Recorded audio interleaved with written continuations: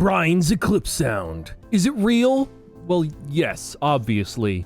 But replicating it isn't as straightforward as you think. What parts do you need? Do you need a built 4G63, a specific turbo kit and exhaust system? Nope. None of that. I may have gotten 3 million views on a video about replicating the sound of Brian's Skyline. But today, I'm going to show you what type of engine and forced induction you need to properly replicate the sound of Brian's Mitsubishi Eclipse.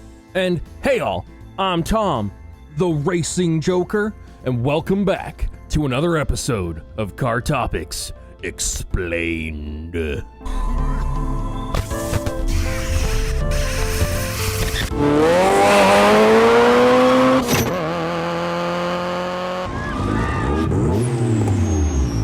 So, you're building your own replica Mitsubishi Eclipse, or maybe you're building your own Eclipse with your own style, or you have a completely different car and you want to see how close you can get your car to sounding like Brian's. Holy run-on sentences, Batman. So right off the rip, couple of things you need to know. The real-life motor of the Eclipse used on screen for the film only had the 420A Chrysler unit. Nothing particularly special, no 4G63, it was NA and not very powerful, and also it sounded absolutely nothing like the way it did as depicted on screen. Let's talk about that as well, because as far as we can tell, the film, I would say, depicts the car to be something like a built GST or a GSX. You know, something with the 4G63 and apparently a huge turbo. T4 Turbo Dominic. But don't worry about any of that. If you want the sound of Brian's Eclipse, you don't want the 4G63 or even a turbo. Let's talk about Greg Leone. I'm sure we've all seen that episode of True Life at least once in our lives, Inside Illegal Street Racing, but this is the guy. Yeah, this guy right here that you see in a few shots of the film. Legend has it, or well, everyone tells me that he was the one who owned one of the cars, or possibly even the sole car that was used for the sounds of Brian's Eclipse. Everyone tells me that it was his supercharged Honda CRX. So let's dissect that. First up, his car was supercharged, not turbocharged, and it had a Greddy Type S blow-off valve rather than a bypass valve or a diverter valve. So why does that matter? Well, the whistling sound Brian's Eclipse makes is a Greddy Type S blow-off valve.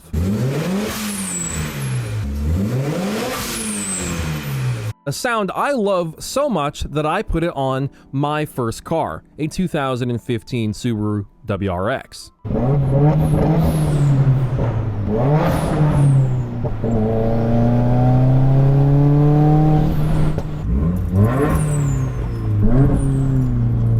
Man, whenever I hear sound clips of that car, I miss it so much. But anyone who has ever put a Greddy Type S or an NGR Type S blow-off valve on a turbo car will notice something very interesting. Something Brian's car does that your car can't do and will never do. You may have noticed that whenever Brian's Eclipse is decelerating, it will make a sustained long whistling sound, like it is constantly pushing air through the blow-off valve and making it whistle.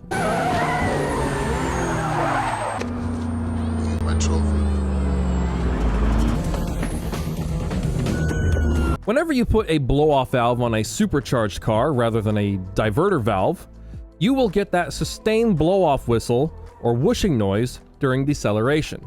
In layman terms, because that's the level of my understanding, a diverter valve reuses air by sending it back into the intake, whereas a blow-off valve mostly just wastes the air and sends it back into the open atmosphere. I don't fully understand how the diverter valve really reuses it, but that's the difference, at least on a supercharger setup. So let's say you've got a blow-off valve on a supercharged car. You're touching the accelerator pedal, so the throttle body is open, thus allowing air to come into the engine. And since a supercharger's boost is determined by engine speed, the RPM, whether you're flooring it or not, air is still going to be getting pulled in. So if you stop accelerating at a high RPM, a lot of air is still going to get pulled in, but since your throttle body is closed, it won't go into the engine. And thus, it has to go somewhere, so it goes out of the blow-off valve instead. This is why you get the sustained whistling sound on a supercharger and not a turbocharger.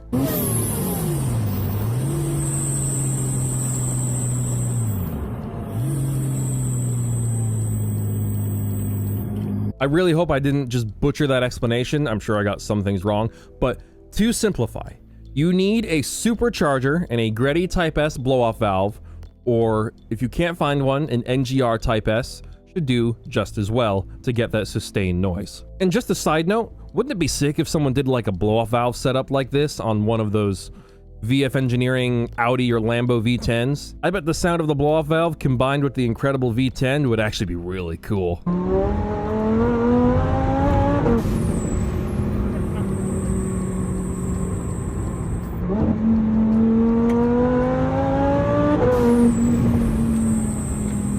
Another important detail of this whole thing is that the supercharged car that was used for the sounds was a Honda CRX. Likely, and hopefully, it was a B16 car. I think it's the B16A, but I'm not a huge Honda guy, so I'm not sure. This means, and please don't come after me with pitchforks, torches, holy water, ethanol, and keto, that you'd have to not only supercharge your Mitsubishi Eclipse, but also you'd have to Honda swap it if you want it to be as accurate as possible. And I'm not going to say, because I'm not an expert, I don't want to pretend to be an expert, but I'm not going to sit here and say this would definitely work. But what you could do to emulate a kind of Frankenstein GSX setup is you use the drivetrain parts of a Honda CR-V, like how a lot of Honda guys do to make their front-wheel drive cars all-wheel drive, and you still have the Honda motor, you still have a kind of all-wheel drive drivetrain, so it's like a GSX, but it sounds like Brian's Eclipse. Might be more reliable, too.